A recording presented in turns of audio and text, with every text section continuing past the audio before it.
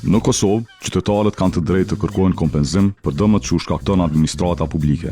Kjo përfshin edhe rastet kur autoritetet shtetërore ndërhyjnë në fermë për të ndaluar përhapjen e sëmundjeve infektive të kafshët.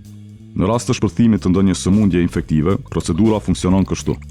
Fermeri njofton veterinerin e kontraktuar nga Agjencia e Ushqimit dhe Veterinarisë, veterinari kontrollon kafshët, ndan ato të dyshimta dhe dërgon mostrat për testim në laboratorin e ushqimit dhe veterinarisë. Nëse rezulton se kafshët janë të prekura nga një sëmundje që parashihet për kompenzim sipas legjislacionit, agjencia merr masa për asgjësimin e tyre për të parandaluar përhapjen të kafshët e tjera apo tek njerëzit. Pasi kafshët janë asgjësuar, fermeri ka të drejtë të kërkojë kompenzim. Për këtë, duhet të dorëzojë dokumentacionin përkatës në agjenci.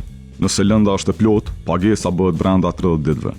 Shumat përcaktohen sipas species, moshës dhe çmimeve reale të tregut. Për më shumë detale rreth procedurës, dokumentacionit dhe çmimeve për kompenzim, referoju udhëzimit administrativ numër 13/2024 të Ministrisë së Bujqësisë.